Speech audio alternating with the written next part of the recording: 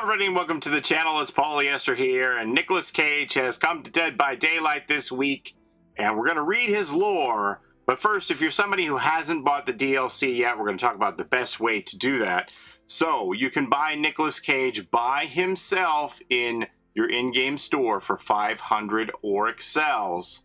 However, if you decide to buy him on your platform store instead, it's a $9.99 US, but it includes some extras. It's bundled with a couple of additional cosmetics, actually.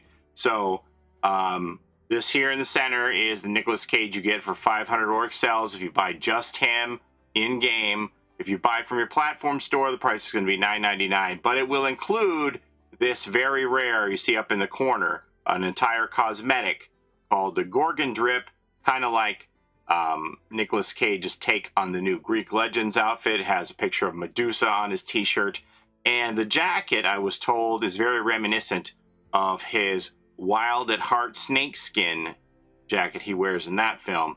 You'll also get the teal jacket. I'll show you that in game. Okay, so I thought I'd interject here and show you these cosmetics up closer. So this is the Gorgon Drip outfit. You can buy it either for 1,080 Auric cells in game, or it's included in your chapter pack purchase from your platform shop if you buy the whole DLC. It's a bonus item included with Nick Cage, and this is their take on the Greek Legends with the Medusa t-shirt here, and as I said, that snakeskin jacket for Nick.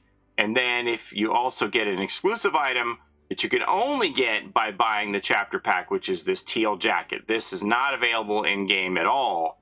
You only get it if you buy the entire DLC. So those are your bonus items. It's obviously a much better value to buy that chapter pack. So it's a better deal than buying the pieces parts in-game because it's 1,080 Auric cells for the Gorgon Drip cosmetic, 500 Auric cells for Nicolas Cage. That would be 1,580 instead of $9.99. It's a better deal. Plus you get that teal jacket. Anyway, I'll leave that up to you. And as always, if you're somebody who plays on Epic, and if you purchase this on Epic, or anything you purchase on Epic, you always have the option to support a creator of your choice by typing their name in here, and obviously I would appreciate it if you would do that for me. Now, let's go on to read about Nicolas Cage's lore here. Okay, so over on Dead by Daylight's Twitter, or X, whatever they're calling it nowadays, they tweeted out, Nicolas F. Cage, discover how the legendary actor got swept into the entity's realm. And if you click the link, it takes you to the official Dead by Daylight website. Nicolas Cage, Dead by Daylight Survivor Lore. Countless awards, billions of dollars at the box office, over 100 films shot in every corner of the globe. Nicolas Cage had done it all and seen it all, or so he thought. The last script to cross his desk was something new entirely, Descend Beyond. As he pored over every word, every page, Nick became more and more transfixed. It was as if the script had consumed his senses entirely. He could see himself kneeling before the great altar of a dark temple. He could feel the coarse stone on his fingertips as he drew ancient symbols inked in blood on that very altar. He could hear rumbling as the walls glowed and released. Nick called his agent immediately. By the time the sun rose, he was on a private jet bound for the Pacific. His agent had warned him that Descend Beyond was backed by some questionable financiers. Nick didn't mind. He was willing to do the film for free, but his agent talked him out of it. Touching down, Nick wondered if the rocky island was under lockdown. The dirt runway was flanked by research tents bearing a logo he did not recognize. As soon as he stepped off the jet, he was led by armed guards to the director of Descend Beyond, a white-haired woman with the hardness of a government agent, Paulie Esther. Stamper herself drove Nick to set, with another 2 black jeeps following them. The dirt road went through an abandoned camp along the edge of a waterfall and switched back down to a valley of dense forests. Stamper led Nick and the guards on foot to the film's key location, an ominous cave, home to the crumbling ruins of an ancient temple. It was exactly what he had seen as he read in the script in the office. The dark temple, the stone altar in the middle of the main chamber, the smooth walls waiting to glow, waiting to unleash. Nick was ready to film immediately. Stamper gently reminded him that filming would commence the following morning, but Nick refused to hear any of it. The crew was quickly summoned, and just as the sun began to set, Nick heard the words he longed to hear: action. Nick performed his dialogue to the letter, a dark incantation that rolled off his tongue with ease. He dipped his fingers in a cup of red ink and painted symbols on the stone altar. He never felt this way on a set before, but then Nick looked up and saw the temple walls glowing, revealing symbols like the one he had painted on the altar. Nick had thought the glowing would be a special effect added to the film in post. Something was wrong. He approached the wall and touched the symbols, just like it said in the script. He stared in disbelief as black fog, real black fog, billowed from the symbols and wrapped around his arm. This had to be a practical joke. He looked behind the camera, expecting to see Stamper and her crew laughing at their little prank, but they were gone, and the black fog was all around him. This can't be real. This is only a movie.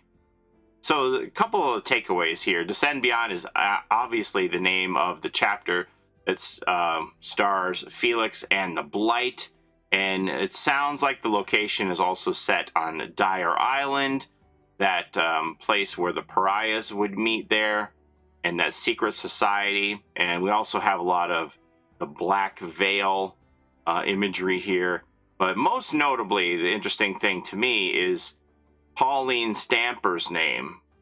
Stamper, I don't know how common a name that is, but I would assume that they're trying to not repeat names on purpose here, last names anyway. So we have Otto Stamper from the Garden of Joy and the Dredge, and also Otto Stamper has a history with the Doctor as well. So is Pauline Stamper someone who is related to Otto Stamper? This is pretty interesting. So it makes me question, like, was Nick's role in this Felix? Is he supposed to play Felix in this movie? All of the painting of the symbols also kind of reminds me of Elodie in a way. So it's pretty interesting. I think the most interesting aspect of all of this would be with a Dead by Daylight movie in the works. Would Nick Cage play some role in that? But yeah, so I'm just blown away by all of the work that Nick Cage put into this. In fact, I was very surprised to see that opening trailer when you open the game. I don't know if you've seen it. We'll end here on that with his trailer, but it is just really, really cool.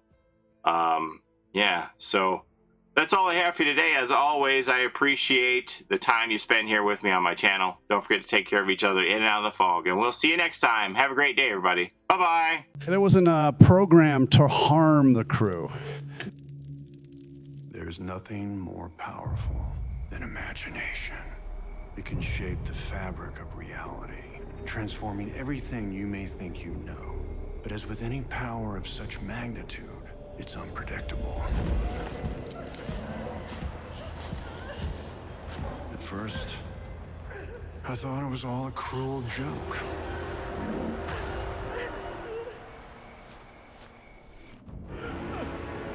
Did my last performance attract a force of great cosmic evil? Truth is, none of that matters now. Because even after all the death, decay, and darkness, I still remember exactly who I am.